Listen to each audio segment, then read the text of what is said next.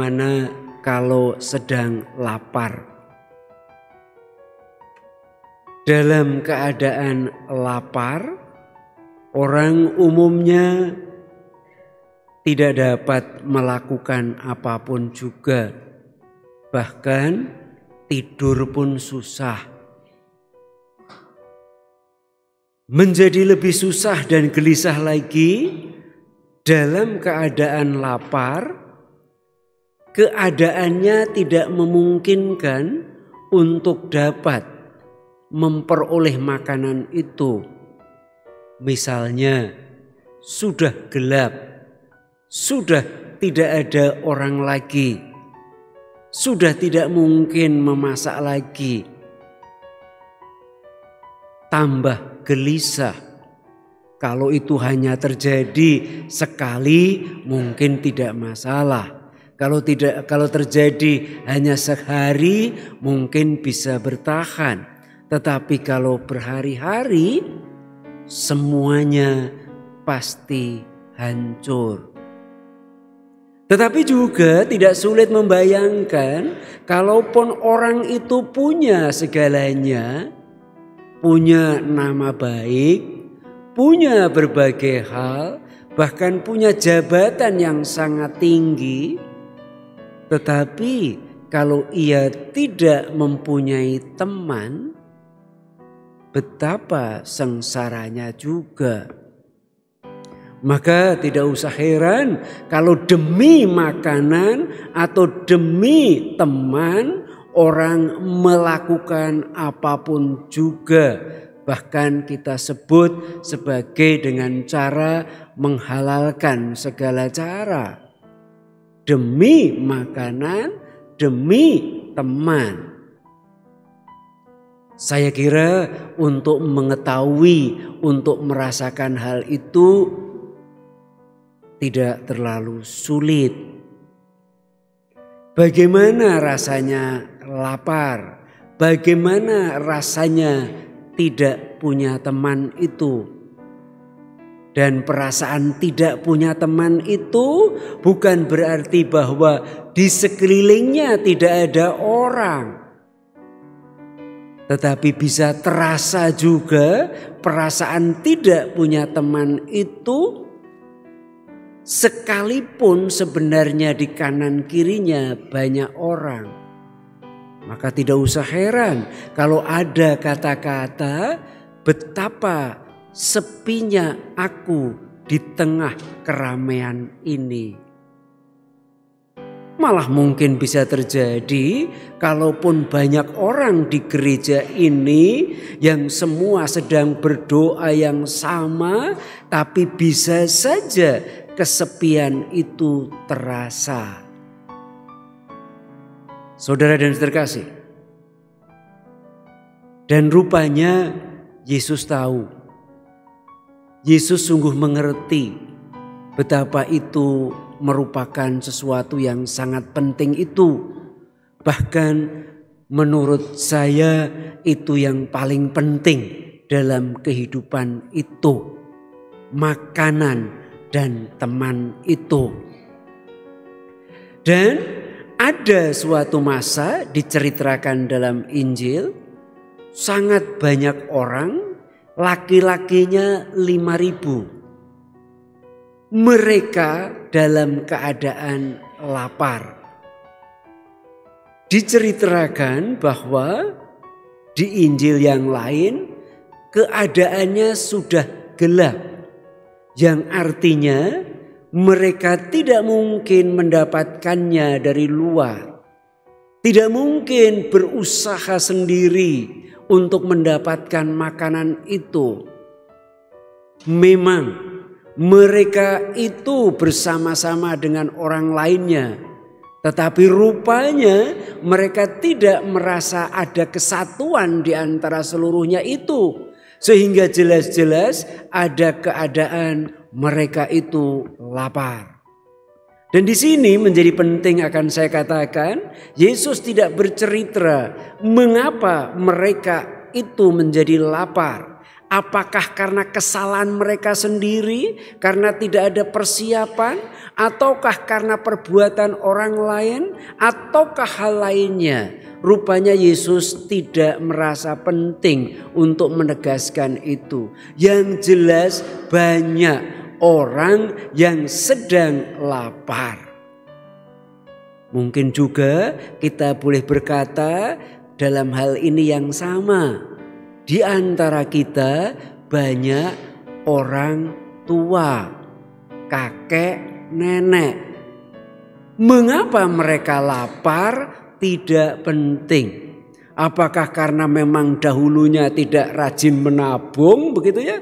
Ataukah karena memang perbuatannya yang dahulu memang merugikan yang lainnya sehingga ditinggalkan? Ataukah karena keadaan sakitnya? Ataukah karena keadaannya yang memang tidak berdaya? Tidak penting. Nyatanya banyak orang tua dan memang banyak kakek nenek itu. Dan banyak orang yang betul-betul lapar dan terutama sepertinya tidak punya teman.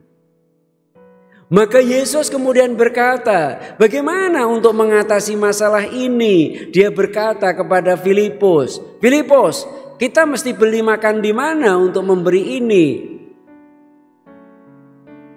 Filipus sebenarnya orang yang baik juga. Sehingga bukannya dia tidak mau berbuat sesuatu terhadap keadaan itu.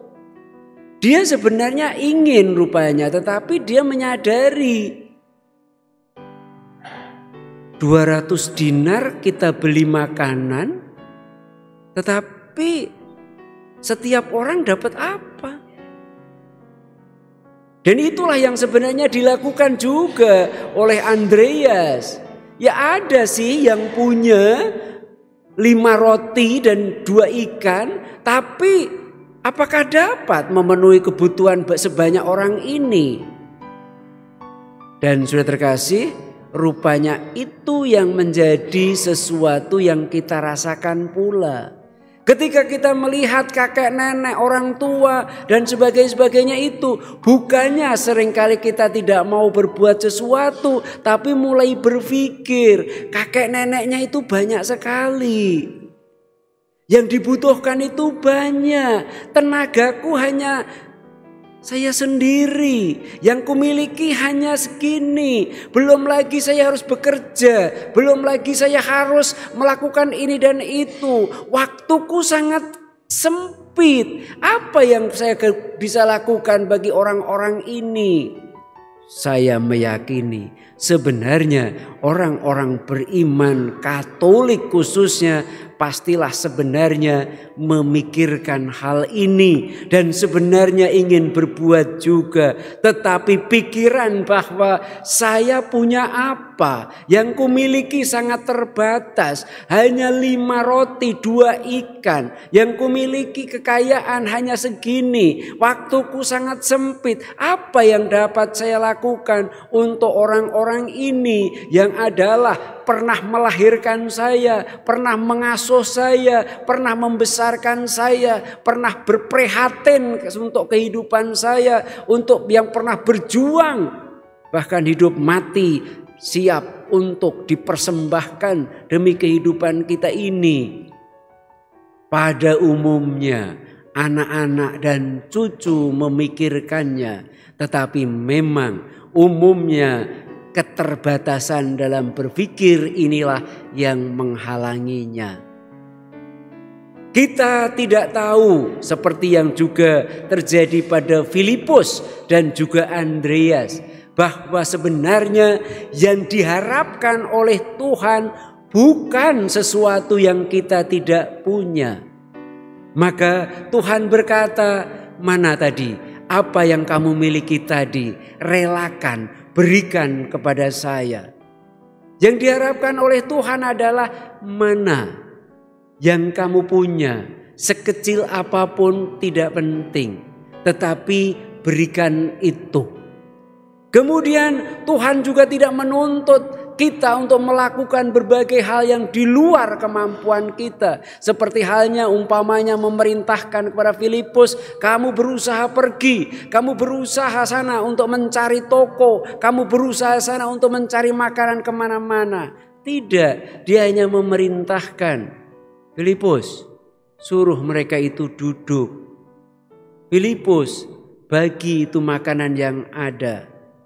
Yang diminta Tuhan bukan sesuatu yang di luar kemampuan kita, yang kita tidak mungkin melaksanakannya. Yang diminta Tuhan hanyalah merelakan yang kita punya dan melakukan apa yang kita bisa. Dan sudah terkasih, selebihnya Tuhan sendiri yang melakukannya. Dan setelah Tuhan yang melakukannya sendiri, maka kita menjadi terperanjat dan kaget. Ternyata semua orang itu terpenuhi kebutuhannya, bahkan tersisa. Dan ini juga yang dialami oleh orang-orang di sekitar Elisa dalam bacaan pertama. Kamu punya apa? Ini cuman gandum ini dan kantong ini. Berikan itu kepada orang-orang itu. Bagaimana mungkin ini dapat dibagi karena orang ini begitu banyak? Lakukan saja yang dapat kau lakukan.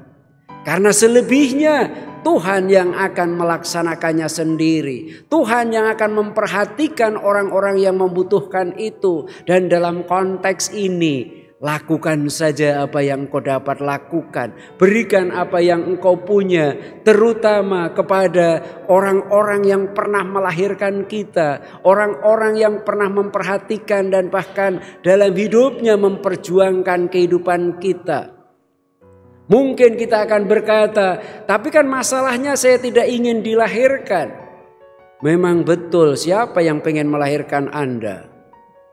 Tetapi Tuhan yang menghendaki Anda lahir. Ya tapi waktu itu orang tua saya tidak menghendaki saya lahir. Bisa saja mereka tidak bisa menghendaki mereka Anda lahir. Tapi nyatanya Anda lahir juga kan? Tapi bagaimanapun juga tidak ada alasan untuk kemudian membiarkan orang-orang yang terlantar itu. Atau orang-orang, mungkin tidak enak ya disebut orang-orang terlantar. Tetapi orang-orang yang membutuhkan itu, yakni makanan dan teman itu. Paulus sendiri berkata, sebenarnya mau menyatakan begini, saya orang terpenjara, hidup saya dikungkung, hidup saya tidak bebas. Itu pun saya bisa berbuat sesuatu. Mengapa Anda orang yang bebas seolah-olah tidak bisa? Karena semuanya itu adalah satu. Mereka itu semua adalah bagian, semua adalah satu tubuh. Bisa dibayangkan kalau bagian tubuh itu tidak dapat berfungsi atau kita biarkan sakit, maka sakit itu akan menular kemanapun juga. Kita adalah satu tubuh itu, kata Paulus. Saudara-saudara terkasih, kita hari ini memang oleh gereja diingatkan agar kita memperhatikan orang-orang yang disebut kakek nenek itu. Yang disebut orang-orang tua itu.